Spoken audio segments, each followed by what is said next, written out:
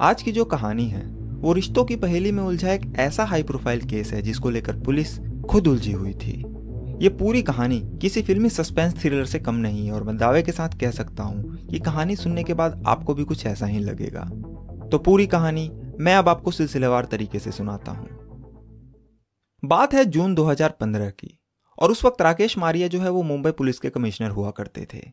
ये वही राकेश मारिया थे जिन्होंने 1993 में मुंबई सीरियल ब्लास्ट और 26/11 अटैक जैसे केसों की इन्वेस्टिगेशन की थी। इसके अलावा अगर आपने संजू मूवी देखी होगी तो उसमें जो आर्म्स एक्ट के तहत पूछताछ के दौरान एक पुलिस वाला संजय दत्त को थप्पड़ मारता है वो पुलिस वाला और कोई नहीं बल्कि राकेश मारिया ही थे। तो जून 2015 में एक दिन जब वो अपने दफ्तर में बैठे हुए थे तभी उनके पास एक गुमनाम फोन आता है।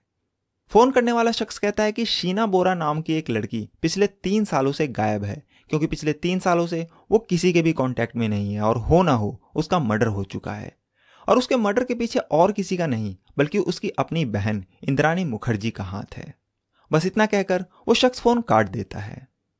अब इंद्राणी मुखर्जी का नाम आते ही राकेश मारिया अलर्ट हो जाते हैं और वो इसलिए क्योंकि वो एक बहुत बड़े मीडिया टाइकून और स्टार इंडिया के एक्स सीईओ पीटर मुखर्जी की वाइफ थी।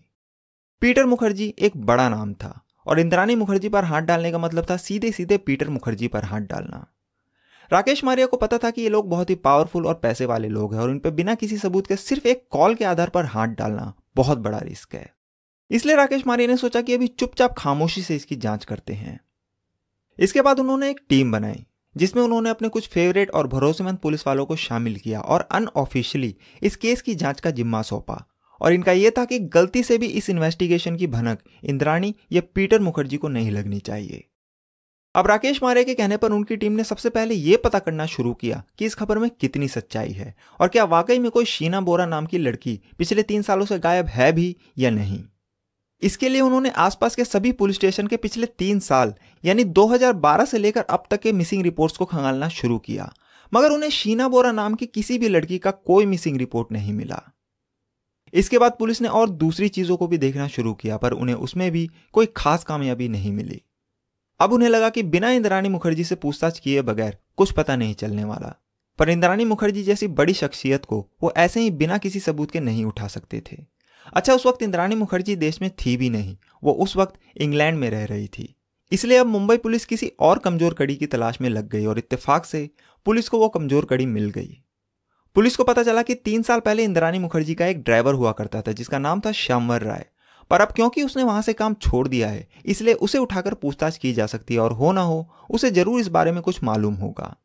पर पुलिस उसे भी ऐसे ही बेवजह नहीं उठा सकती थी, इसलिए मुंबई पुलिस श्यामवर राय की कुंडली खंगालती है ताकि अगर उसका कोई पुराना क्रिमिनल रिकॉर्ड हो तो उस सिलसिले में उठाया जा सके। लेकिन पुलिस को उसके खिलाफ कोई केस नहीं मिलता। अब जब पुलिस को उसके खिलाफ कोई केस नहीं मिला तो राकेश मारिया ने कहा कि कोई बात नहीं, बस इस पर नजर रखो।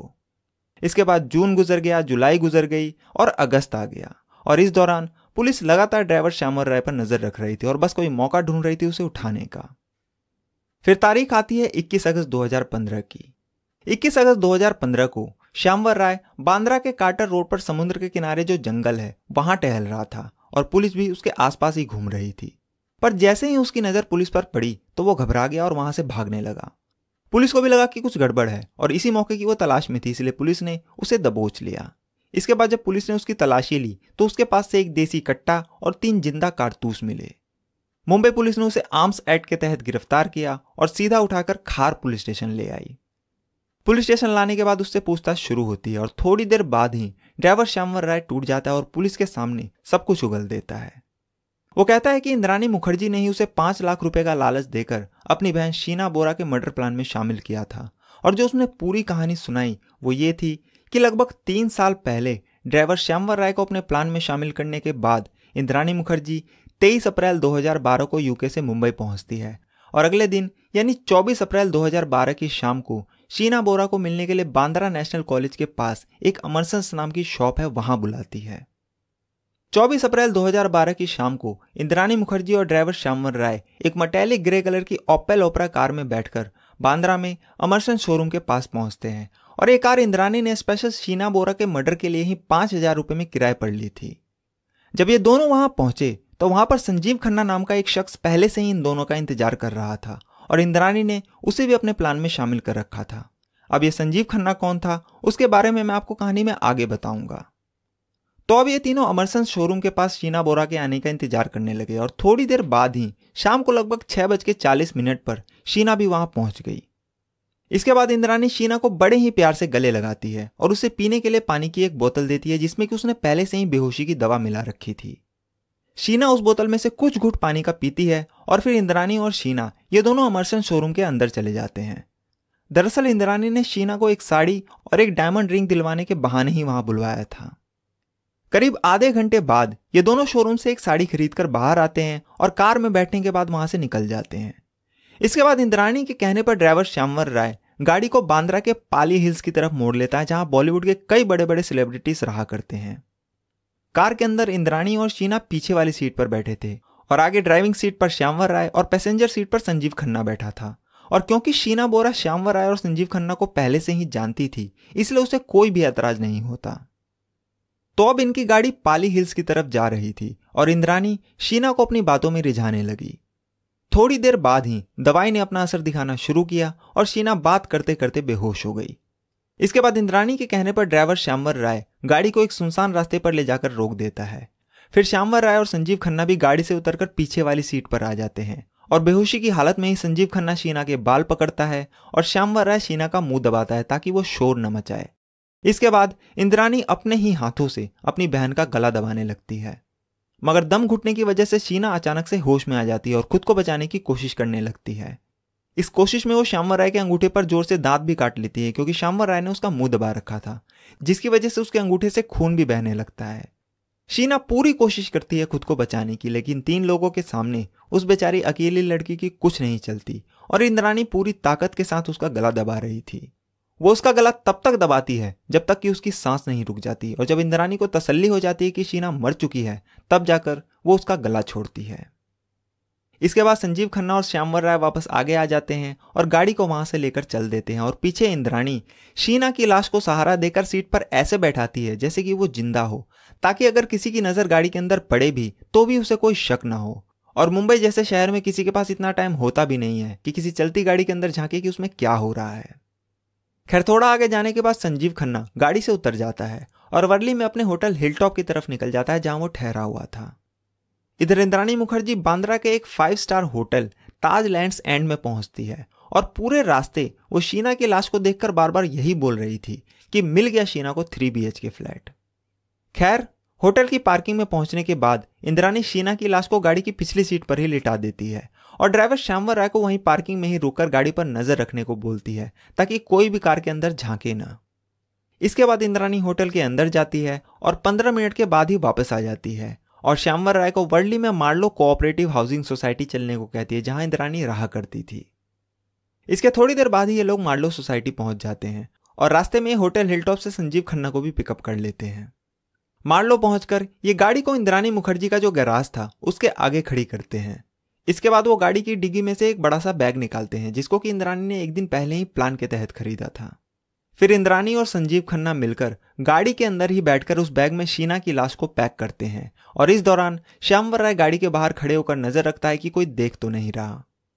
शीना की बॉडी को बैग में रखने के बाद ये लोग उस बैग को गराज के अंदर रख देते और गराज में ताला लगा देते हैं। उस सोसाइटी के नीचे जहां गराज था वहां कई सर्वेंट क्वार्टर बने हुए थे, पर इत्तेफाक से उन्हें ऐसा करते हुए कोई नहीं देखता। तो लाश को गैराज में डालने के बाद ये तीनों बिल्डिंग की 5वीं मंजिल पर बने फ्लैट नंबर 19 में पहुंचते हैं जो कि इंद्राणी और पीटर मुखर्जी का था। और थोड़ी देर वहां रुकने के बाद संजीव खन्ना वापस अपने होटल चला जाता है और ड्राइवर श्यामवर राय भी अपने क्वार्टर में चला जाता है।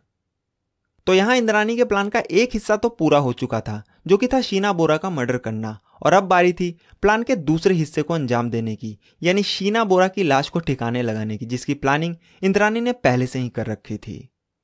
दरअसल इंद्राणी मुखर्जी मर्डर से एक दिन पहले ही, जिस दिन वो मुंबई लौटी थी यानी 23 अप्रैल 2012 को, ड्राइवर श्यामवर राय के साथ रैकी करने के लिए मुंबई से लगभग 100 किलोमीटर दूर रायगढ़ डिस्ट्रिक्ट में पेंड नाम का एक शहर है वहां पहुंची थी। इंद्राणी वहां इसलिए गई थी क्योंकि पेंड के आसपास का जो इलाका है वो अगले कई किलोमीटर तक सिर्फ जंगलों से घिरा हुआ है और अक्सर सुनसान रहता है। दूसरा कि उस इलाके में अक्सर कोई ना कोई लावारिस लाश मिलती ही रहती है, इसलिए इंद्राणी ने सोचा कि शीना की लाश भी उन्हीं लावारिस लाशों में से एक लाश बन जाएगी। तो आसपास के पूरे इलाके की रैकी करने के बाद इंद्राणी ने गगोदे खुर्द में एक जगह को जीरो इन किया। उसने खासकर इस स्पॉट को इसलिए भी चुना क्योंकि वहां से जो सबसे नजदीक पुलिस चौकी थी वो करीब 9 किलोमीटर दूर पेड़ शहर के अंदर थी, इसलिए वहां पुलिस की पेट्रोलिंग वगैरह का भी कोई खतरा नहीं था। तो इंद्राणी पहले ही लाश को ठिकाने लगाने की जगह तय कर चुकी थी, अब बस बारी थी उसे अंजाम देने की। इसलिए प्लान के तहत वो तीनों मर्डर के अगले दिन यानी 25 अप्रैल 2012 की सुबह सुबह 4 बजे के आसपास पार्किंग गैराज के पास इकट्ठा होते हैं। इसके बाद वो उस बैग को जिसमें शीना की बॉडी थी उसे गैराज से बाहर निकालकर कार की बैक सीट पर ले जाते हैं। फिर शीना की बॉडी को उस बैग में से निकालकर उस बैग को वापस गैराज में डाल देते हैं। इसके बाद इंद्राणी मुखर्जी कार की पिछली सीट पर शीना की लाश को सहारा देकर ठीक वैसे ही बैठाती है जैसा कि उसने पिछली रात बिठाया था, ताकि किसी को भी कोई शक ना हो। और फिर वो लोग गाड़ी लेकर वहां से रायगढ़ डिस्ट्रिक्ट की तरफ निकल जाते हैं। रास्ते में वो लोग एक पेट्रोल पंप पर रुकते हैं और वहां से एक कैन में 10 लीटर पेट्रोल खरीदने के बाद वापस अपने रास्ते पर निकल जाते हैं। पर अब क्योंकि शीना को मरे हुए कई घंटे बीत चुके थे, इसलिए उसकी बॉडी में अकड़न आनी शुरू हो गई। इंद्राणी को लगा कि रास्ते में अगर कहीं चेकिंग हुई तो किसी को शक न हो जाए, इसलिए उसने शीना की बॉडी को नॉर्मल रखने की पूरी कोशिश की। उसने बाकायदा शीना की लाश को लिपस्टिक लगाई, उसके बाल बनाए और उसे परफ्यूम भी लगाया ताकि वो बिल्कुल नॉर्मल दिखे। कमाल है ना, जब वो जिंदा थी तब तो उसे मार दिया और अब उसकी लाश को लिपस्टिक परफ्यूम लगाकर जिंदा दिखाने की कोशिश की जा रही थी। खैर, मुंबई से तकरीबन 100 किलोमीटर का सफर तय करके ये तीनों गगोदे खुर्द में उस लोकेशन पर पहुंचते हैं जो इंद्राणी ने जीरो इन किया था। इसके बाद इंद्राणी अपने साथ जो एक छोटा सा बैग लाई थी उसमें से वो 3 जोड़ी जूते निकालती है, जो कि उसने प्लानिंग के तहत पहले ही खरीद रखा था ताकि उस एरिया की मिट्टी उनके जूतों के साथ ना आ जाए, जो कि बाद में एक अहम सबूत बन सकता था। तो अब तीनों ने अपने अपने जूते पहने और एक बार चारों तरफ नजर मारने के बाद जब तसल्ली हो गई कि कोई नहीं देख रहा, तो तीनों ने मिलकर शीना की बॉडी को बाहर निकाला और झाड़ियों में से होते हुए अंदर जंगल में ले गए।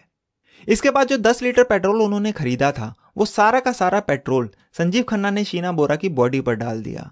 फिर इंद्राणी मुखर्जी ने खुद अपने हाथों से अपनी ही बहन की लाश में आग लगा दी और थोड़ी देर वहीं रुकने के बाद वो लोग वापस मुंबई के लिए निकल गए। रास्ते में इंद्राणी ने तीनों लोगों के जूतों को वापस इकट्ठा किया और उसका प्लान था कि वो इन जूतों को कोलकाता में संजीव खन्ना के घर पर छुपा देगी। मुंबई पहुंचने के बाद ये तीनों बांद्रा में महबूब स्टूडियो के पास बने कैफे कॉफी डे में जाते हैं और वहां पर बैठकर कॉफी पीते हैं। इसके बाद इंद्राणी मुखर्जी ड्राइवर श्यामवर राय को 5000 रुपए देती है और कहती है कि गाड़ी के अंदर बाहर से अच्छे से साफ सफाई करवाना और धुलवाना ताकि कोई भी सबूत ना बचे, और फिर वापस कर देना जहां से गाड़ी किराए पर ली थी। इसके अलावा वो कहती है कि जो पार्सल उसने 2 हफ्ते पहले रिसीव किया था वो गाड़ी में ही है, इसलिए गाड़ी वापस करने से पहले उसे जरूर निकाल लेना और अपने पास संभाल के रखना। दरअसल श्यामवर राय ने खुद 2 हफ्ते पहले इंद्राणी के कहने पर कोलकाता से आए एक आदमी से ये पार्सल रिसीव किया था। तो सारी इंस्ट्रक्शन देने के बाद इंद्राणी श्यामवर राय को वहां से जाने को कहती है और जाते जाते उसे धमकी भी देती है कि अपना मुंह बंद रखना, नहीं तो उसका भी वही हाल होगा जो शीना का हुआ है। इसके बाद इंद्राणी और संजीव खन्ना उसी दिन कोलकाता के लिए निकल जाते हैं। इधर गाड़ी की अच्छे से साफ सफाई करवाने के बाद श्यामवर राय इंद्राणी के घर मार्लो सोसाइटी पहुंचता है, जहां उसे प्रदीप वाघमारे मिलता है जो कि इंद्राणी मुखर्जी के घर की साफ सफाई और छोटा मोटा काम किया करता था। वहां पहुंचकर श्यामवर राय गैराज में से उस बैग को निकालता है जिसमें कुछ देर पहले शीना की बॉडी रखी हुई थी। फिर वो ये बैग प्रदीप वाघमारे को दिखाता है और कहता है कि इंद्राणी मैडम ने मुझे इस बैग को फेंकने को कहा है, तो अगर ये बैग तुम्हें चाहिए तो ले लो। नया बैग देखकर प्रदीप वाघमारे उस बैग को खुशी खुशी ले लेता है। उसे क्या पता था कि कुछ देर पहले इसमें एक लाश रखी थी। तो उस बैग को वाघमारे को देने के बाद श्यामवर राय अगले 2-3 दिनों तक उसी गाड़ी में पीटर और इंद्राणी मुखर्जी को लाने ले जाने का काम करता है और फिर उस कार को एजेंसी में वापस कर देता है और वो पार्सल अपने पास संभाल कर रख लेता है। इसके कुछ महीनों बाद ही नवंबर 2012 में श्यामवर राय अपनी नौकरी छोड़ देता है और वापस अपने गांव चला जाता है और वो पार्सल अभी भी उसी के पास था। गांव जाने के कुछ दिनों बाद वो पहली बार उस पार्सल को खोलता है और पार्सल को खोलते ही उसकी हवा खराब हो जाती है क्योंकि उस पार्सल में से एक देसी कट्टा निकलता है। वो अगले 3 सालों में कई बार इस कट्टे को इंद्राणी को वापस करने की कोशिश करता है, पर क्योंकि इंद्राणी यूके चली गई थी इसलिए कोई बात नहीं बनती। तो अब जब उसके पास कोई रास्ता नहीं बचता तो वो इस कट्टे को ठिकाने लगाने की सोचता है और 21 अगस्त 2015 को वो बांद्रा के कार्टर रोड पर इस कट्टे को ठिकाने लगाने ही गया था। उसका प्लान था कि लोगों की नजरों से बचकर वो इस कट्टे को समुद्र के किनारे जो जंगल है उसमें फेंक देगा, पर पुलिस को देखते ही वो घबरा गया और पुलिस ने उसे धर दबोचा, जिसके बाद ये पूरी कहानी सामने आई। तो अब पूरी कहानी तो सामने आ गई, मगर अब भी कहानी में से मकसद गायब था कि आखिर इंद्राणी ने अपनी ही बहन का मर्डर क्यों किया, और उसका जवाब इंद्राणी से पूछताछ किए बगैर नहीं मिल सकता था। इधर इंद्राणी मुखर्जी भी अगस्त 2015 के दूसरे हफ्ते में इंग्लैंड से वापस भारत आ चुकी थी, इसलिए पुलिस ने अब उसे उठाकर पूछताछ करने का फैसला किया। पर इससे पहले कि पुलिस इंद्राणी को गिरफ्तार करती, मुंबई पुलिस ने एक और काम किया। उन्होंने इंद्राणी मुखर्जी, संजीव खन्ना और श्यामवर राय के 3 साल पुराने कॉल रिकॉर्ड्स और लोकेशन निकलवाए। तो पता चला कि 24 अप्रैल 2012 की शाम से लेकर रात तक और फिर सुबह मुंबई से लेकर रायगढ़ डिस्ट्रिक्ट और रायगढ़ से वापस मुंबई आने तक इन तीनों की लोकेशन एक साथ थी। बस इतना सबूत काफी था इंद्राणी मुखर्जी को उठाने के लिए, और ड्राइवर श्यामवर राय का बयान तो था ही। इसलिए मुंबई पुलिस 25 अगस्त 2015 की शाम को सीधे इंद्राणी मुखर्जी के घर पहुंची और उसे उसकी बहन शीना बोरा का कत्ल करने के इल्जाम में गिरफ्तार कर लिया। अब यह खबर जैसे ही मीडिया में आई तो ब्रेकिंग न्यूज बन गई, क्योंकि इंद्राणी मुखर्जी कोई छोटी मोटी शख्सियत नहीं थी। ऊपर से वो मीडिया टाइकून पीटर मुखर्जी की वाइफ थी। गिरफ्तार करने के बाद मुंबई पुलिस इंद्राणी को भी खार पुलिस स्टेशन ले गई, और क्योंकि ये एक हाई प्रोफाइल केस था, इसलिए खार पुलिस स्टेशन के आगे मीडिया का जमावड़ा लग गया। अब अंदर इंद्राणी से पूछताछ चल रही थी, लेकिन 24 घंटे भी नहीं बीतते कि कहानी करवट बदलती है और कहानी में एक ट्विस्ट आता है। पता चलता है कि जिस शीना बोरा का मर्डर हुआ है वो इंद्राणी मुखर्जी की बहन नहीं बल्कि बेटी है। यह खबर आते ही पूरे मीडिया में और भी सनसनी फैल जाती है। इसके बाद अगले दिन यानी 26 अगस्त 2015 को मुंबई पुलिस कोलकाता पहुंचती है और वहां से संजीव खन्ना को भी गिरफ्तार करके मुंबई ले आती है। फिर जब पुलिस स्टेशन में इन तीनों यानी इंद्राणी मुखर्जी, संजीव खन्ना और श्यामवर राय का सामना एक दूसरे से कराया जाता है, तब जाकर यह केस खुलता है और कई दिनों की पूछताछ के बाद चार्जशीट में पूरी कहानी सामने आती है। और इस पूरी कहानी में रिश्तों और लालच का एक ऐसा पेंच फंसा था जिसने 25 साल की एक नौजवान लड़की शीना बोरा की जान ले ली। और उन रिश्तों के पेंच को समझने के लिए आपको इंद्राणी की पुरानी जिंदगी में झांकना होगा और कहानी में कई साल पीछे जाना होगा, जिसकी शुरुआत इंद्राणी के बचपन से होती है। इंद्राणी मुखर्जी का जन्म 3 जनवरी 1972 को असम में गुवाहाटी के सुंदरपुर में रहने वाले उपेंद्र कुमार बोरा और दुर्गा रानी बोरा के यहाँ हुआ था। ये दोनों ही पति पत्नी अपनी बेटी से बहुत ही प्यार करते थे और प्यार से उसे परी बोलकर पुकारते थे। इन्होंने इंद्राणी को बड़े ही लाड प्यार से बड़ा किया था और उसकी हर डिमांड पूरी करते थे। जब इंद्राणी थोड़ी बड़ी हुई तो उन्होंने उसका दाखिला Saint Mary English High School में कराया, जो कि उस इलाके का सबसे बड़ा और महंगा स्कूल था। इंद्राणी बचपन से ही पढ़ने लिखने में काफी तेज थी और 10वीं के एग्जाम देने के बाद वो 12वीं की पढ़ाई करने के लिए गुवाहाटी से शिलोंग पहुंच गई, जहां उसने लेडी कीन कॉलेज में दाखिला लिया। और क्योंकि शिलोंग गुवाहाटी से काफी दूर था, इसलिए वो लेडी कीन कॉलेज के हॉस्टल में ही रहने लगी। वहीं हॉस्टल में रहने के दौरान ही उसकी मुलाकात सिद्धार्थ दास से होती है और ये दोनों एक दूसरे को अपना दिल दे बैठते हैं।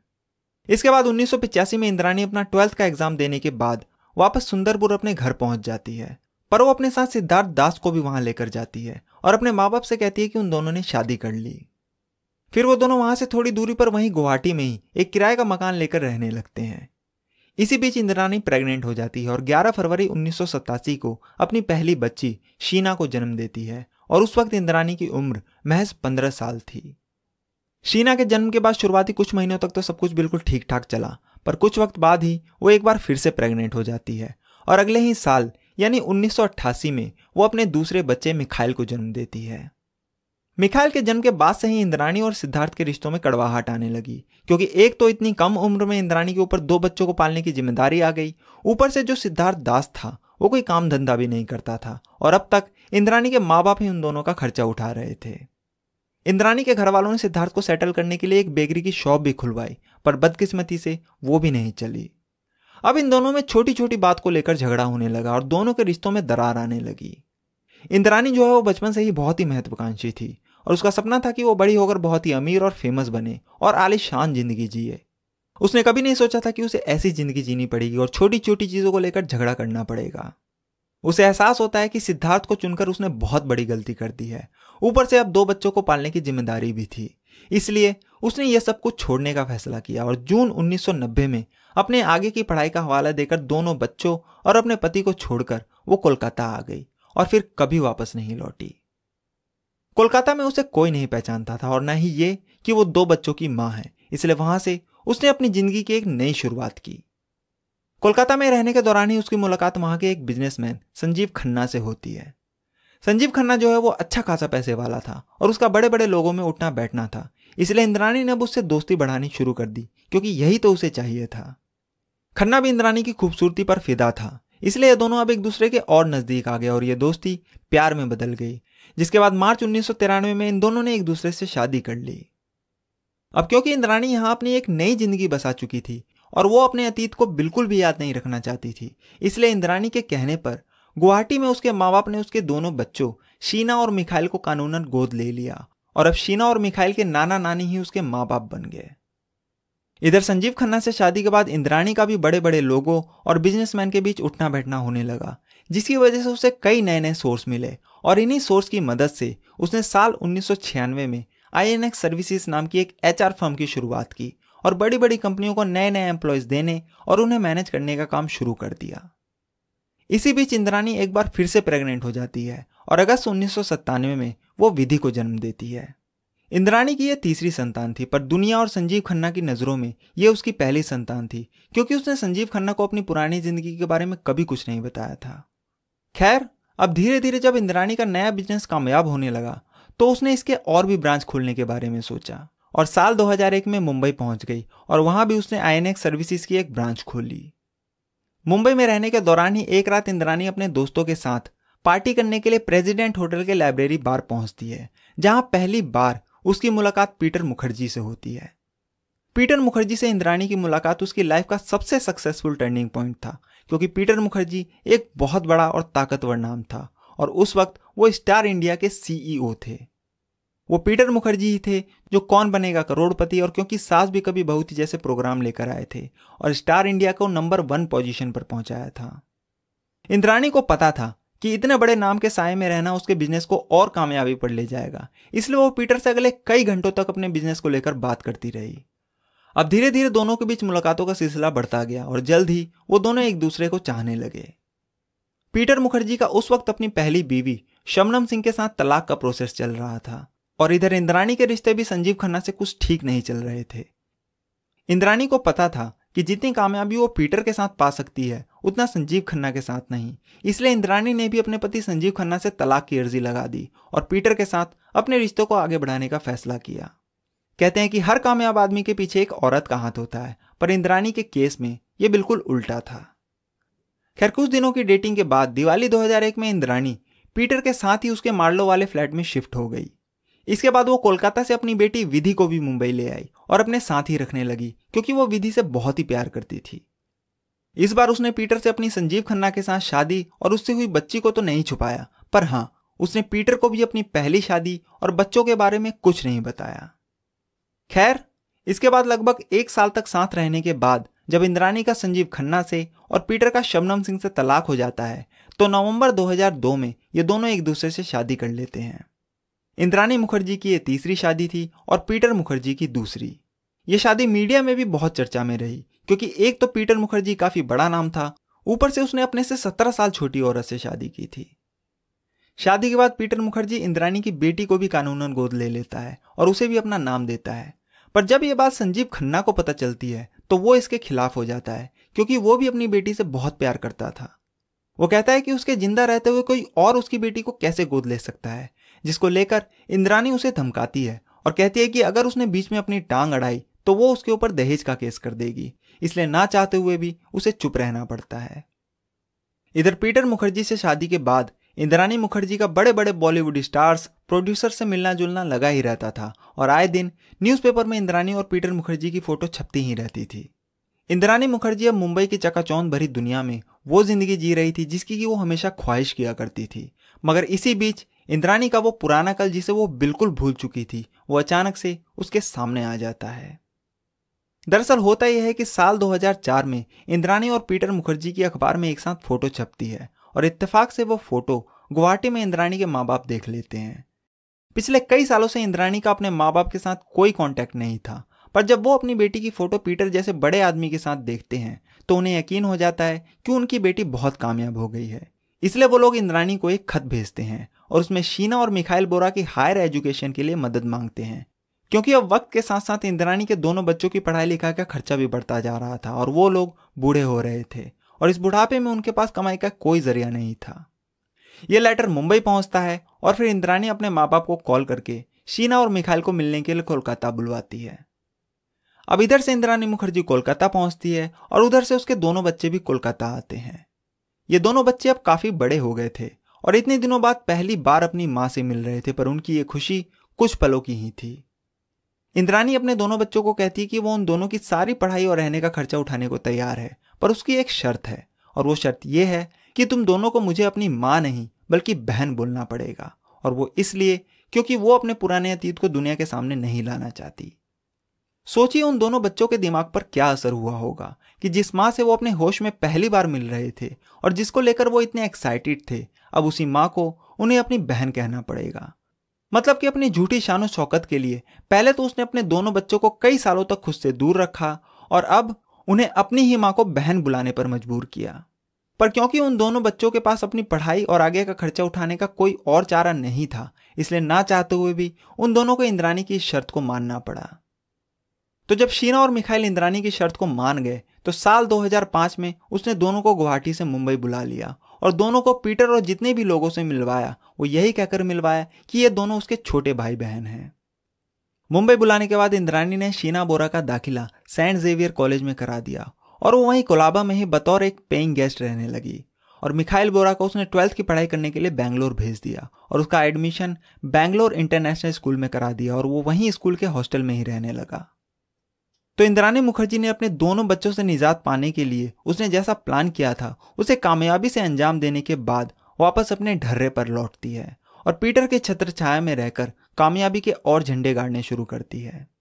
इसी बीच पीटर मुखर्जी दिसंबर 2006 में एक नई कंपनी आईएनएक्स मीडिया की शुरुआत करता है और खुद को उस कंपनी का चेयरपर्सन और इंद्राणी को कंपनी का सीईओ बनाता है। आईएनएक्स मीडिया के अंडर ये लोग टीवी पर 2 नए चैनल लॉन्च करते हैं, एक म्यूजिक चैनल 9XM और एक entertainment channel 9X। INX media के लॉन्च के साथ ही पीटर और इंद्राणी मुखर्जी का कद इंडस्ट्री में और भी बढ़ जाता है और इस कदर बढ़ता है कि साल 2008 में वॉल स्ट्रीट जर्नल दुनिया की 50 सबसे कामयाब औरतों की लिस्ट में इंद्राणी मुखर्जी को 41वां नंबर देता है, जो कि एक बहुत ही बड़ी बात थी और इंद्राणी की जिंदगी में अब सब कुछ बिल्कुल ठीक ठाक चल रहा था। उधर शीना भी मुंबई के कोलाबा में रहकर अपनी ग्रेजुएशन कर रही थी और बीच बीच में वीकेंड पर कभी कभार इंद्राणी से मिलने मार्लो में उसके फ्लैट पर जाया करती थी। इसी दौरान साल 2008 में एक वीकेंड पर जब शीना बोरा मार्लो पहुंची तो वहां उसकी मुलाकात पीटर मुखर्जी के बेटे राहुल मुखर्जी से हुई। दरअसल पीटर मुखर्जी की अपनी पहली बीवी शबनम से 2 बच्चे थे, एक रविन मुखर्जी और एक राहुल मुखर्जी। राहुल 2008 में ही इंग्लैंड से मुंबई वापस लौटा था और कुछ वक्त के लिए अपने पिता पीटर मुखर्जी के साथ रहने के लिए मार्लो में ठहरा हुआ था और तभी एक दिन उसकी मुलाकात शीना बोरा से होती है। इंद्राणी मुखर्जी राहुल से भी शीना को अपनी बहन बताकर ही मुलाकात करवाती है, पर क्योंकि राहुल और शीना दोनों हम उम्र थे इसलिए दोनों में जल्द ही दोस्ती हो जाती है, जिसके बाद ये दोनों एक दूसरे से अक्सर मिलने जुलने लगते हैं। उधर जिस आईएनएक्स मीडिया की शुरुआत पीटर और इंद्राणी मुखर्जी ने की थी वो 2 साल तक तो ठीक ठाक चला, पर अब उसमें घाटा होने लगा। म्यूजिक चैनल 9XM तो फिर भी ठीक ठाक चल रहा था, पर एंटरटेनमेंट चैनल 9X बुरी तरह से फ्लॉप साबित हुआ और जब आईएनएक्स मीडिया से फायदे की जगह नुकसान होने लगा तो साल 2009 में इंद्राणी और पीटर दोनों अपने अपने शेयर्स बेचकर और अपने पद से इस्तीफा देकर कंपनी से अलग हो गए और अपनी बेटी विधि के साथ दोनों यूके में शिफ्ट हो गए। हालांकि काम के सिलसिले में दोनों का अक्सर मुंबई आना जाना लगा ही रहता था। इधर कुछ दिनों की मुलाकात के बाद ही शीना बोरा और राहुल मुखर्जी एक दूसरे को चाहने लगे और दोनों की दोस्ती प्यार में बदल गई। मगर जब यह बात इंद्राणी और पीटर को पता चली तो वो दोनों इस रिश्ते के खिलाफ हो गए। अब यहां रिश्ता देखिए आप कि अगर इस रिश्ते को दुनिया की नजर से देखा जाए तो शीना इंद्राणी की बहन थी, यानी पीटर मुखर्जी की साली, और इस रिश्ते से वो राहुल की मौसी हुई। पर जो दुनिया को नहीं पता था वो ये कि शीना इंद्राणी की बेटी थी और उस रिश्ते से वो पीटर की भी सौतेली बेटी हुई और राहुल की सौतेली बहन। पर इसके बारे में सिर्फ इंद्राणी और शीना को ही पता था और कायदे से अगर देखा जाए तो दोनों ही सूरत में ये रिश्ता गलत था। बावजूद इसके दोनों एक दूसरे से प्यार करने लगे, जो कि इंद्राणी और पीटर को नागवार गुजरा। ऊपर से इंद्राणी को यह भी डर था कि कहीं शीना राहुल और दुनिया के सामने उसके और शीना के रिश्ते की पोल ना खोल दे। शीना और राहुल का यह रिश्ता अब इंद्राणी के गले की हड्डी बन गई थी, इसलिए इंद्राणी अब दोनों को अलग करने की कोशिश करने लगी। उसने कई बार शीना को समझाने की कोशिश की पर वो नहीं मानी। ऊपर से अब वो राहुल के साथ ही मुंबई में एक किराए का फ्लैट लेकर लिव इन में रहने लगी। मार्च 2009 में इंद्राणी पीटर के साथ एक दिन अचानक सीधे उसके फ्लैट पर पहुंच गई और शीना को जबरदस्ती वहां से खींचकर ले गई और फिर उसे वापस गुवाहाटी ले जाकर अपने माँ बाप के पास छोड़ दिया और उसे वार्निंग दी कि वो दोबारा कभी राहुल से नहीं मिलेगी। पर कुछ महीनों बाद ही शीना ने एक बार फिर राहुल से कांटेक्ट किया और राहुल उसे गुवाहाटी से अपनी माँ के पास देहरादून ले गया और अगले लगभग 2 सालों तक वो दोनों वहीं रहे।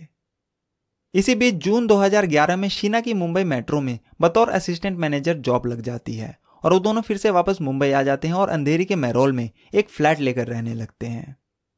उधर इंद्राणी अभी भी दोनों को अलग करने की कोशिश में लगी हुई थी। वो शीना को धमकी भी देती है कि अगर वो राहुल से अलग नहीं हुई तो वो उसे प्रॉपर्टी से बेदखल कर देगी और जो पैसे वो गुवाहाटी में उसके बूढ़े नाना नानी को भेजती है वो भी देना बंद कर देगी। उसने पूरी कोशिश की शीना और राहुल को अलग करने की, पर बावजूद इसके शीना बोरो पर उसकी इन धमकियों का कोई असर नहीं पड़ा। ऊपर से शीना नवंबर 2011 में राहुल के साथ सगाई भी कर लेती है और उनका प्लान था कि अगले साल यानी 2012 में वो दोनों शादी भी कर लेंगे। अब इंद्राणी को यह डर सताने लगा कि कहीं अगर इन दोनों ने शादी कर ली तो शीना करोड़ों की मालकिन बन जाएगी, क्योंकि पीटर अपनी प्रॉपर्टी का काफी हिस्सा अपने बेटे राहुल के नाम कर देगा और उसके हाथ कुछ नहीं लगेगा। वो चाहती थी कि पीटर की सारी प्रॉपर्टी या तो उसे मिले या फिर उसकी बेटी विधि को, जिससे कि वो बहुत प्यार करती थी। इसके अलावा बाद में जो इन्वेस्टिगेशन हुई उसमें यह भी पता चला कि आईएनएक्स मीडिया से बाहर होने से पहले इंद्राणी और पीटर मुखर्जी ने कंपनी के 900 करोड़ रुपए सिंगापुर में शीना बोरा के नाम से 9 अलग अलग अकाउंट में ट्रांसफर किए थे। और अब जब इंद्राणी ने शीना से उन पैसों को मांगा तो उसने इंद्राणी के सामने कुछ शर्तों को रखा। उसने कहा कि वो ये पैसे उसे तभी वापस देगी जब वो उसे पाली हिल्स में एक 3 BHK फ्लैट, एक डायमंड रिंग और एक कार खरीद कर देगी। शीना को पता था कि इंद्राणी को सिर्फ पैसों के दम पर ही कंट्रोल किया जा सकता है, इसलिए उसने सिर्फ अपनी सिक्योरिटी के लिए उन पैसों को देने के लिए मना किया था। पर जो शीना को नहीं पता था वो ये कि इंद्राणी उन लोगों में से नहीं थी जो इतनी जल्दी अपनी हार स्वीकार कर ले और वो इसके लिए किसी भी हद तक जा सकती थी। इंद्राणी हर चीज को खुद कंट्रोल करना चाहती थी, पर शीना बिल्कुल उसके उल्टा चल रही थी। पहले तो उसने इंद्राणी के खिलाफ जाकर राहुल से सगाई की, जिसकी वजह से प्रॉपर्टी में हिस्सेदारी बढ़ी और अब शीना की इस डिमांड ने उसके अंदर गुस्सा भर दिया और इसी के बाद इंद्राणी ने शीना को रास्ते से हटाने की साजिश रची। उसने एक ऐसा परफेक्ट मर्डर प्लान बनाया जिसकी खबर अगले 3 सालों तक किसी के कानों कान नहीं लगी। इंद्राणी ने यूके में रहते हुए ही पूरा प्लान बनाया। उसने सबसे पहले इस साजिश में अपने दूसरे पति संजीव खन्ना को यह कहकर शामिल किया कि अगर उसने शीना को रास्ते से हटाने में उसका साथ दिया तो पीटर की सारी प्रॉपर्टी की मालकिन उसकी बेटी विधि होगी, प्लस वो विधि को कुछ दिनों तक रहने के लिए कोलकाता भी भेजेगी। संजीव खन्ना अपनी बेटी से बहुत प्यार करता था और तलाक के बाद कई बार रिक्वेस्ट करने पर भी इंद्राणी ने उसे अपनी बेटी से नहीं मिलवाया था। लेकिन जब इंद्राणी उसके सामने ये प्रपोजल रखती है तो सारी प्रॉपर्टी अपनी बेटी के नाम हो जाने की खुशी और अपनी बेटी से मिलने की चाहत में वो शीना बोरा के मर्डर प्लान में शामिल हो जाता है। इसके बाद इंद्राणी अपने ड्राइवर श्यामवर राय को भरोसे में लेती है और 5 लाख रुपए का लालच देकर उसे भी प्लान का हिस्सा बना लेती है। अब वो संजीव खन्ना के जरिए कोलकाता के एक आदमी से पार्सल में एक देसी कट्टा मंगवाती है ताकि इमरजेंसी में अगर जरूरत पड़े तो उसका इस्तेमाल किया जा सके, जिसे कि उसका ड्राइवर श्यामवर राय रिसीव करता है। इसके बाद वो श्यामवर राय से कहकर 22 अप्रैल 2012 को किराए पर एक गाड़ी लेती है जिसमें कि पूरे प्लान को अंजाम दिया जा सके। अब जो सबसे जरूरी प्लान था वो था शीना को उसके प्लान के हिसाब से उसकी तय की गई जगह पर आने के लिए राजी करना, और इसके लिए इंद्राणी कई दिनों पहले से ही तैयारी कर रही थी। दरअसल शीना और राहुल के रिश्ते की वजह से दोनों माँ बेटी ने एक दूसरे से बात करनी बंद कर दी थी, पर जब इंद्राणी ने शीना को रास्ते से हटाने का प्लान बनाया तो अब वो उससे बड़े ही प्यार से बात करने लगी और अपनी बातों से उसे रिझाने की कोशिश करने लगी।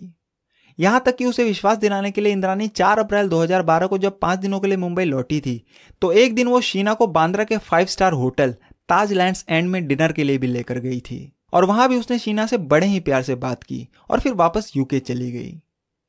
तो अब जब इंद्राणी का पूरा प्लान बन गया और उसने शीना का भी विश्वास जीत लिया, तब जाकर वो मर्डर से एक दिन पहले यानी 23 अप्रैल 2012 को मुंबई पहुंचती है।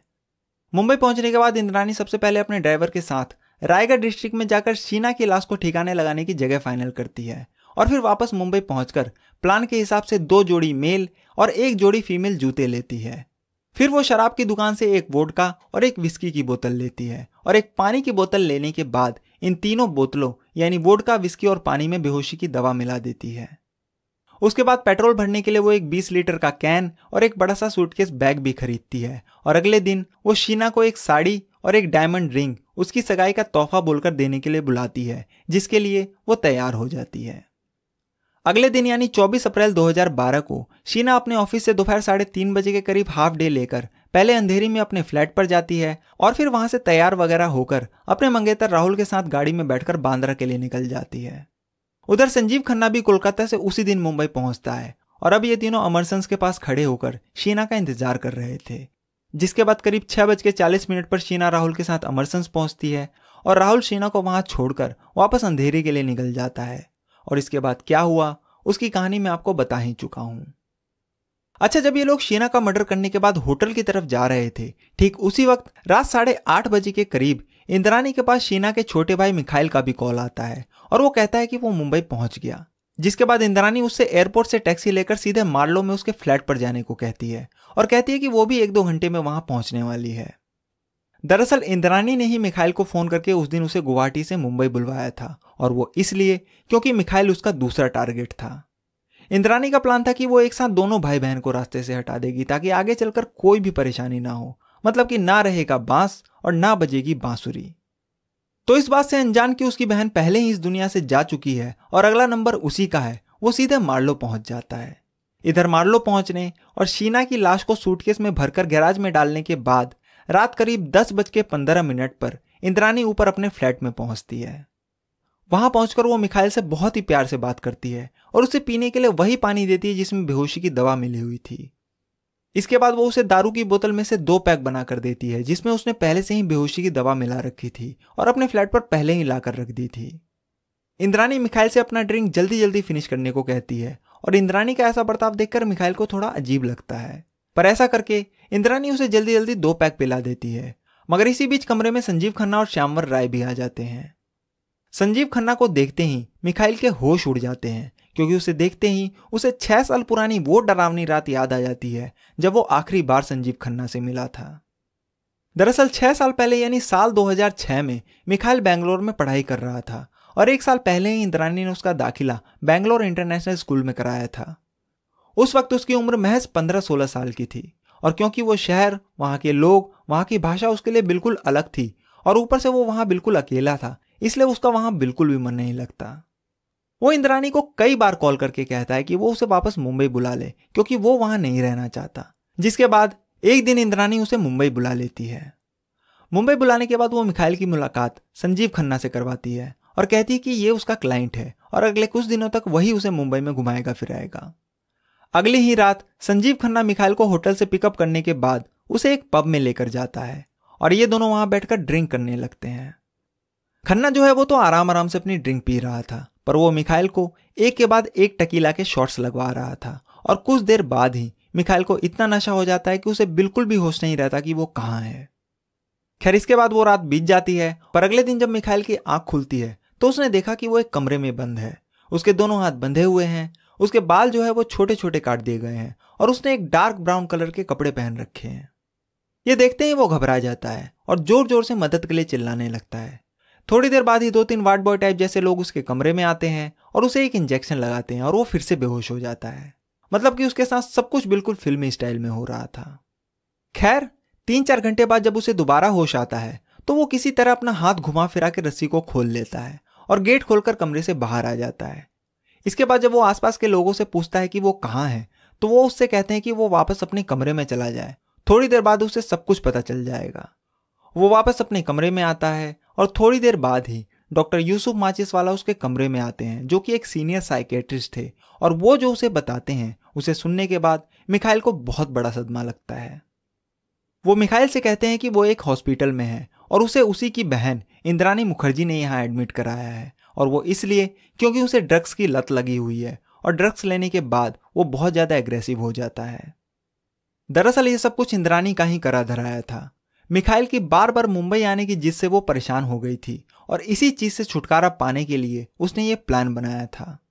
इंद्रानी उसे ऐसा सबक सिखाना चाहती थी कि वो दोबारा कभी मुंबई आने के बारे में नहीं सोचे, इसलिए उसने मिखाइल को ड्रग एडिक्ट और पागल बताकर उसे भाई खला के मसीना हॉस्पिटल में एडमिट करा दिया था और इस काम के लिए भी उसने अपने दूसरे पति संजीव खन्ना को उसकी बेटी विधि को लेकर इमोशनल ब्लैकमेल करके अपने प्लान में शामिल किया था।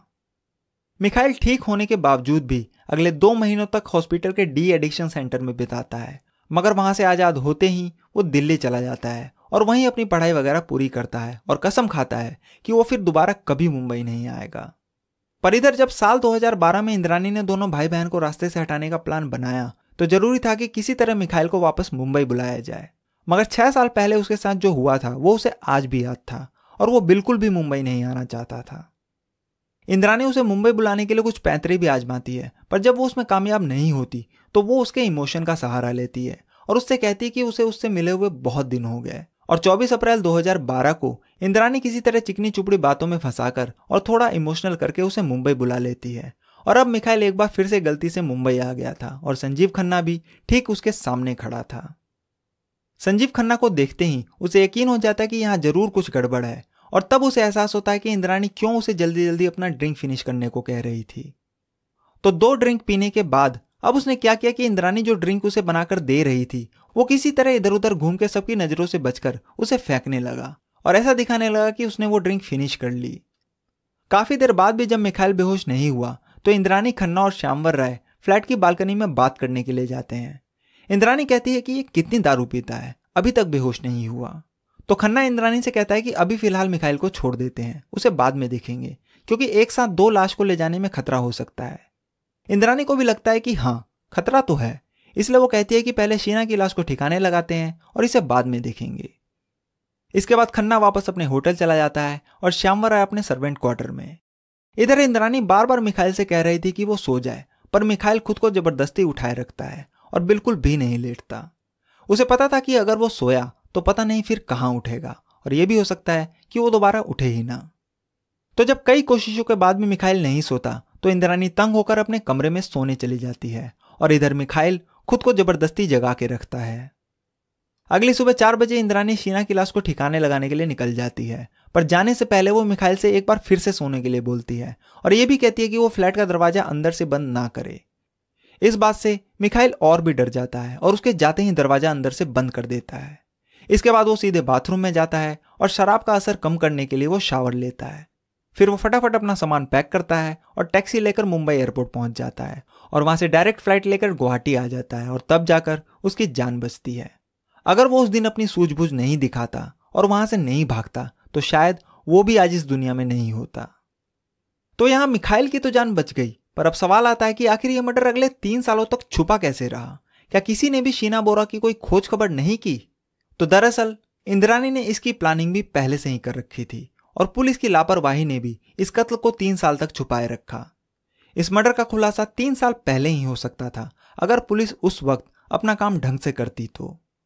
दरअसल शीना का मंगेतर राहुल उस शाम जब शीना को बांद्रा में अमरसंस के पास छोड़ने के बाद वापस अपने फ्लैट पर पहुंचा तो उसने शीना को एक मैसेज किया कि वो घर पहुंच गया है, पर शीना ने उसका कोई जवाब नहीं दिया क्योंकि तब तक शीना मर चुकी थी।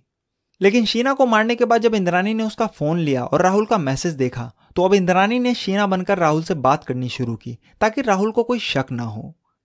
एक मैसेज में उसने कहा कि वो इंद्राणी के साथ ड्रिंक के लिए होटल ताज लैंड्स एंड में जा रही है और थोड़ी देर बाद दूसरे मैसेज में बताया कि वो अब रॉयल चाइना रेस्टोरेंट में डिनर के लिए जा रही है। इसके बाद वो राहुल को एक और मैसेज करती है कि वो आज रात इंद्राणी के साथ ही रुकेगी। इस मैसेज को पढ़कर राहुल पहले तो थोड़ा हैरान होता है, पर फिर सोचता है कि चलो कोई नहीं। अब अगली सुबह यानी 25 अप्रैल को वो शीना को मैसेज नहीं बल्कि सीधे कॉल करता है, पर क्योंकि शीना का फोन इंद्राणी के पास था इसलिए वो फोन नहीं उठाती, वरना राहुल उसकी आवाज पहचान जाता। राहुल इसके बाद कई और कॉल्स करता है पर इंद्राणी उसका फोन नहीं उठाती। थोड़ी देर बाद ही राहुल के पास एक मैसेज आता है कि वो 2-3 घंटे में घर पहुंच जाएगी और इसके आधे घंटे बाद ही राहुल शीना का एक और मैसेज रिसीव करता है जिसे पढ़कर वो दंग रह जाता है। उस मैसेज में लिखा था कि मुझे कोई और मिल गया है और मैं उससे बहुत प्यार करती हूँ और अब मैं उसी के साथ रहना चाहती हूँ, इसलिए आई एम सॉरी। राहुल को यह मैसेज पढ़ने के बाद यकीन नहीं होता और वो उसे कॉल्स करना शुरू कर देता है, पर उधर से कोई फोन नहीं उठाता। राहुल को शीना के इस बर्ताव से बहुत दुख होता है, पर उसे कहां पता था कि इंद्राणी ही शीना बनकर उसे मैसेज कर रही थी। अच्छा, अब तक राहुल को शीना ने यह बता दिया था कि इंद्राणी उसकी बहन नहीं बल्कि मां है और इससे पहले शीना और इंद्राणी के बीच जो झगड़े हुए थे राहुल उससे भी वाकिफ था। तो अब राहुल को इंद्राणी को लेकर थोड़ा शक होने लगा, इसलिए वो सीधे मार्लो पहुंच जाता है, पर शीना उसे वहां भी नहीं मिलती। अब वो वर्डली पुलिस स्टेशन जाता है शीना की मिसिंग रिपोर्ट लिखाने, पर पुलिस उसकी बात को उतना सीरियस नहीं लेती और कहती है कि वो वापस आ जाएगी। पर जब राहुल नहीं मानता तो पुलिस उससे कहती है कि वो अंधेरी पुलिस स्टेशन जाकर रिपोर्ट लिखवाए, क्योंकि जहां वो रहता है उसका ज्यूरिसडिक्शन अंधेरी पुलिस के अंडर आता है। अब राहुल अंधेरी के MIDC पुलिस स्टेशन पहुंचता है तो वहां की पुलिस उसे बांद्रा पुलिस स्टेशन जाने को कहती है, क्योंकि राहुल ने शीना को बांद्रा में छोड़ा था। अगले दिन राहुल बांद्रा पुलिस स्टेशन पहुंचता है, पर यह सुनने के बाद कि शीना इंद्रानी के साथ गई है, वहां से भी उसे वही पुराना जवाब मिलता है कि चिंता मत करो, वो वापस आ जाएगी। तो जब पुलिस ने राहुल की कोई हेल्प नहीं की तो उसने खुद शीना के बारे में तहकीकात करनी शुरू की, और उसका शक यकीन में तब बदल गया जब उसने इंद्रानी से कॉल करके इस बारे में बात की। दरअसल जब राहुल ने इंद्रानी से उस रात उन्होंने क्या क्या किया उस बारे में पूछा तो इंद्रानी ने कहा कि अमरसन से एक साड़ी खरीदने के बाद वो लोग ताज लैंड्स एंड होटल में गए, और थोड़ी देर वहां रुकने के बाद वो लोग डिनर करने के लिए रॉयल चाइना रेस्टोरेंट में गए। पर क्योंकि रॉयल चाइना बंद था इसलिए उसने शीना को लगभग 9:30 बजे के आसपास वापस अमरसन के पास छोड़ दिया और वो वापस अपने घर आ गई।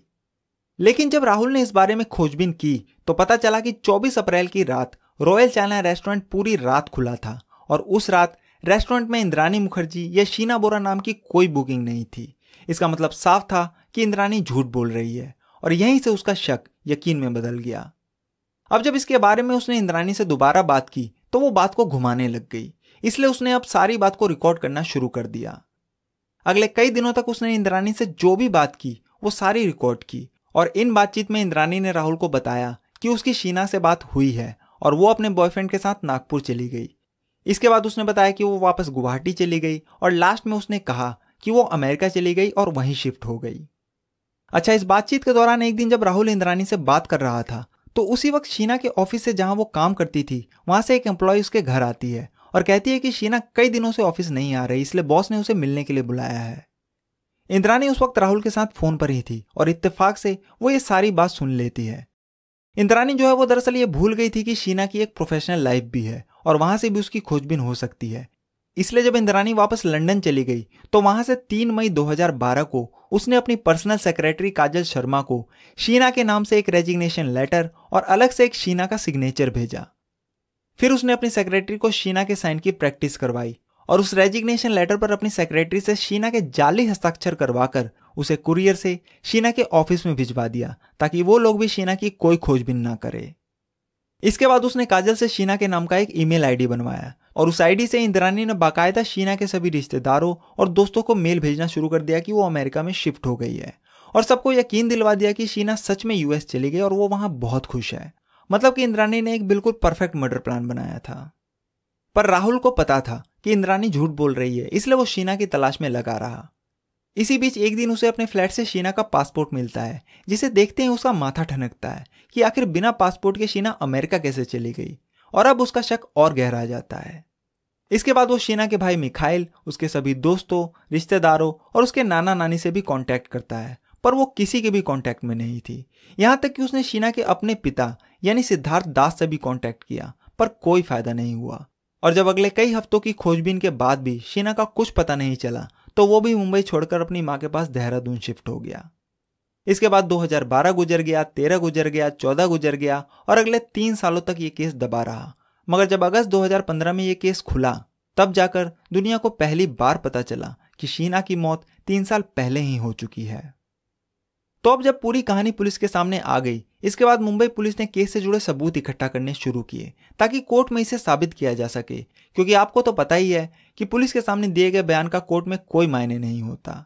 और इनमें से जो सबसे अहम सबूत था वो था शीना की लाश को ढूंढना। मुंबई पुलिस ने तुरंत रायगढ़ डिस्ट्रिक्ट में पेंड पुलिस से कांटेक्ट किया और पूछा कि क्या 3 साल पहले उन्हें गगोदे खुर्द में किसी 25 साल की लड़की की लाश मिली थी। पर क्योंकि वो एक ऐसी जगह थी जहां अक्सर लाश मिलती ही रहती थी, इसलिए उन्हें कुछ खास कामयाबी नहीं मिली। मगर जब मुंबई पुलिस ने बताया कि उस लड़की की लाश को जलाया गया था, तब जाकर उन्होंने बताया कि हाँ, 3 साल पहले 23 मई 2012 को उन्हें गोगोदे खुर्द के जंगल से एक लड़की की लाश मिली थी। पर क्योंकि वो उन बहुत सारी लाशों में से थी जो अक्सर वहां मिलती ही रहती थी और वहां आसपास कोई मेडिकल फैसिलिटी भी नहीं थी जहां लाश को स्टोर करके रखा जाए, इसलिए पुलिस ने सिर्फ अपनी डायरी में एंट्री करने के बाद उस बॉडी के जले हुए बचे कुचे हिस्सों को वहीं पास में ही दफना दिया था। यह पता चलते ही मुंबई पुलिस, फॉरेंसिक टीम और वहां की लोकल पुलिस को लेकर गगोदे खुर्द पहुंचती है। अब पुलिस वहां पहुंच तो गई, पर कई कोशिशों के बाद भी उन्हें वो एग्जैक्ट स्पॉट नहीं मिला जहां शीना बोरा की लाश मिली और जहां उसे दफनाया गया था। इसलिए अब वो उस आदमी को बुलाते हैं जिसने पहली बार शीना बोरा की लाश को देखा था। उस आदमी का नाम था गणेश धेने और वो उन जंगलों से अच्छी तरह वाकिफ था और जिस तरीके से उसकी नज़र शीना की लाश पर पड़ी वो भी बहुत ही दिलचस्प कहानी थी। गणेश धेने जो था वो दरअसल वहां का लोकल था और पुलिस का पाटिल भी था। पाटिल जो है वो वहां की लोकल भाषा में उन लोगों को कहते हैं जो पुलिस के कहने पर अपने आसपास क्या हो रहा है उस पर नजर रखते हैं और अगर कुछ गड़बड़ होती है तो पुलिस को तुरंत उसकी जानकारी देते हैं। तो शीना बोरा के मर्डर के लगभग 1 महीने बाद 23 मई 2012 को जब गणेश पेड़ से वापस अपने टेम्पो में घर जा रहा था तो अचानक उसे बहुत जोर का पेशाब आता है। वो इत्तेफाक से गगोदे खुर्द में ही जंगल किनारे अपनी गाड़ी रोकता है और उतरकर हल्का होने लगता है। तभी अचानक से उसकी नजर पेड़ से गिरे हुए आमों पर पड़ती है क्योंकि उस वक्त आम का सीजन चल रहा था। गणेश उन आमों को चुनने के लिए थोड़ा सा अंदर जंगल में चला गया। तभी अचानक से उसे एक बदबू आई और क्योंकि वो पुलिस का पाटिल था इसलिए उसे शक हुआ और वो उस बदबू का पीछा करते हुए जंगल के और अंदर चला गया और अचानक से उसे एक जली हुई लाश मिली। उस जली हुई लाश के शरीर पर ना के बराबर मांस था और सिर्फ कंकाल बचा हुआ था। उसने तुरंत पुलिस को कॉल किया और डायरी में एंट्री करने के बाद उसे वहीं एक आम के पेड़ के नीचे दफना दिया गया। तो उसी गणेश धेने को पेड़ पुलिस एक बार फिर लाश को ढूंढने के लिए बुलाती है, मगर उसे भी वो एग्जैक्ट स्पॉट ढूंढने में काफी दिक्कत आ रही थी क्योंकि एक तो 3 साल से भी ज्यादा का वक्त बीत गया था और इन 3 सालों में कई नए पेड़ और झाड़ निकल आए थे। इसके अलावा जब उसे लाश मिली तो वो गर्मी का मौसम था और अभी बरसात चल रही थी, पर उसे ये मालूम था कि लाश आम के पेड़ के नीचे है। मगर वहां दिक्कत ये भी थी कि वहां पर कई आम के पेड़ थे और हर जगह एक जैसी लग रही थी, पर फिर भी वो हिम्मत नहीं हारा और काफी देर तक मशक्कत करने के बाद उसने एक जगह इशारा किया। मजदूरों ने वहां खोदना शुरू किया पर कुछ नहीं मिला। इसके बाद उसने एक दूसरी जगह इशारा किया पर वहां भी कुछ नहीं मिलता, लेकिन गणेश हिम्मत नहीं हारता और आखिरकार 6 घंटे की कड़ी मशक्कत करने के बाद उसे वो जगह मिल जाती है और वहां गड्ढा खोदने पर शीना का कंकाल निकलता है। मुंबई पुलिस कंकाल को फौरन अपने कब्जे में लेती है और उसे फॉरेंसिक जांच के लिए भेज देती है। बाद में जब उसका डीएनए टेस्ट कराया गया तो उस लाश का डीएनए इंद्राणी मुखर्जी से मैच हो गया, जिससे यह साबित हो गया कि जंगल में मिली लाश शीना की ही थी। इसके बाद पुलिस ने प्रदीप वाघमारे के घर से वो सूटकेस जिसमें शीना की लाश को रखा गया, कोलकाता में संजीव खन्ना के घर से वो 3 जोड़ी चप्पल और उस ओपेल ओपरा कार को भी सबूत के तौर पर अपने कब्जे में ले लिया। शीना बोरा मर्डर केस में उस वक्त जितने भी ट्विस्ट एंड टर्न्स आए उसकी वजह से ये केस इतना चर्चा में था कि वो अगले कई हफ्तों तक न्यूज चैनल की ब्रेकिंग न्यूज और अखबारों का फ्रंट पेज बना हुआ था। यह केस एक वजह से इसलिए भी चर्चा में आया क्योंकि बीच में ही महाराष्ट्र की सरकार ने 18 सितंबर 2015 को इस केस को मुंबई पुलिस से लेकर सीबीआई को ट्रांसफर कर दिया, और वो इसलिए क्योंकि उस वक्त के मुंबई पुलिस कमिश्नर राकेश मारिया इस केस में बहुत ज्यादा इंटरेस्ट दिखा रहे थे। पुलिस में इतने हाई रैंक होने के बावजूद भी वो खुद कई बार खार पुलिस स्टेशन में पूछताछ करने के लिए गए थे, जबकि अमूमन ऐसा होता नहीं है।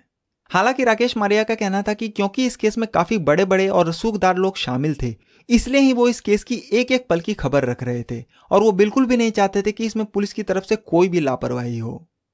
अच्छा, अभी तक मुंबई पुलिस ने जो भी इन्वेस्टिगेशन की थी उसमें यह बात इतनी साफ नहीं थी कि पीटर मुखर्जी का इस मर्डर में कितना इन्वॉल्वमेंट है, पर जब सीबीआई ने इस केस की इन्वेस्टिगेशन की तो उन्होंने 19 नवंबर 2015 को पीटर मुखर्जी को भी अरेस्ट कर लिया। पीटर कहता है कि 24 अप्रैल 2012 को जिस दिन मर्डर हुआ वो उस दिन यूके में था, पर सीबीआई कहती है कि पीटर मुखर्जी भले ही यूके में था पर उसे शीना बोरा के मर्डर के बारे में सब कुछ पता था और इंद्राणी कॉल के जरिए पीटर से लगातार कांटेक्ट में थी और वो उसे पल पल की जानकारी दे रही थी। सीबीआई ने बताया कि जब इंद्राणी ने गगोदे खुर्द में शीना की लाश को ठिकाने लगाने की जगह तय की तब भी उसने वहीं स्पॉट से ही पीटर को कॉल करके इसकी जानकारी दी थी और फिर उस रात भी इन दोनों ने फोन पर काफी देर तक बात की थी। जिस दिन यह मर्डर हुआ यानी 24 अप्रैल 2012 को जब इंद्राणी सारी तैयारी कर रही थी, उस दिन दोपहर में भी इन दोनों के बीच 26 मिनट और 11 सेकंड तक बात हुई थी और शीना को मारने के बाद रात के लगभग 2:24 पर इन दोनों ने 15 मिनट 24 सेकंड तक बात की थी। इतनी देर रात के दोनों के बीच इतनी देर तक बात का होना इस बात का गवाह था कि इंद्राणी पीटर को क्या कुछ हो रहा है उसकी सारी खबर पहुंचा रही थी। तो सीबीआई सारी इन्वेस्टिगेशन कंप्लीट करने के बाद साल 2016 में कोर्ट में इनके खिलाफ चार्जशीट दाखिल करती है और उसमें इंद्राणी मुखर्जी, संजीव खन्ना और पीटर मुखर्जी को मुख्य आरोपी बनाती है और ड्राइवर श्यामवर राय को सरकारी गवाह। इसके बाद इंद्राणी मुखर्जी को भाईखला जेल और संजीव खन्ना और पीटर मुखर्जी को आर्थर रोड जेल भेज दिया जाता है। 17 जनवरी 2017 को इस केस का मुकदमा शुरू होता है और जैसा कि अंदाजा था, कोर्ट में ये तीनों अपने ऊपर लगे सभी इल्जामों को खारिज कर देते हैं। पर सभी दलीलों को सुनने और सबूतों को देखने के बाद सीबीआई की स्पेशल कोर्ट भी चार्जशीट को एक्सेप्ट कर लेती है और इन तीनों के ऊपर साजिश रचने, किडनैपिंग करने, सबूत मिटाने और शीना की मौत का पता होने के बावजूद भी गलत इंफॉर्मेशन देने का चार्ज लगाती है और मुकदमा जारी रखती है। मगर ये कहानी यहीं खत्म नहीं होती और इसके बाद भी कहानी में कई मोड़ आते हैं। पहले तो जेल में रहने के दौरान ही अक्टूबर 2019 में इंद्राणी और पीटर मुखर्जी एक दूसरे से तलाक ले लेते हैं। फिर अगले ही साल 6 फरवरी 2020 को Bombay high court Peter Mukherjee को जमानत दे देता है, ये कहकर कि उसका इस केस से कोई डायरेक्ट लिंक नहीं है। फिर इसके अगले साल दिसंबर 2021 में इंद्राणी मुखर्जी सीबीआई को बाकायदा एक चिट्ठी लिखती है और कहती है कि शीना बोरा जिंदा है और अभी कश्मीर में रह रही है। और ऐसा नहीं है कि वो ऐसा पहली बार कर रही थी, बल्कि वो इससे पहले भी कई बार अलग अलग कहानियां सामने लेकर आई थी। कभी उसने सारा इल्जाम पीटर के ऊपर लगाने की कोशिश की तो कभी मिखाइल के ऊपर, और खुद को निर्दोष साबित करने की कोशिश की। इसके अलावा इंद्राणी ने इससे पहले कई बार जमानत की याचिका भी लगाई थी, जिसको कि निचली अदालत और बॉम्बे हाईकोर्ट खारिज कर चुका था। पर 18 मई 2022 को देश की सबसे बड़ी अदालत यानी सुप्रीम कोर्ट ये कहकर कि ये केस अभी भी अंडर ट्रायल है और 6.5 साल बाद भी कोई फैसला नहीं आया है और इंद्राणी पहले ही 6.5 साल से ज्यादा जेल में बिता चुकी है, कोर्ट इंद्राणी को कुछ शर्तों के साथ जमानत पर रिहा कर देता है। तो कुल मिलाकर पूरी कहानी का निचोड़ ये है कि एक औरत ने अपने दूसरे पति के साथ मिलकर अपने पहले पति से हुई बेटी को इसलिए मार डाला क्योंकि वो उसके तीसरे पति की पहली पत्नी से हुए बेटे से प्यार करने लगी थी।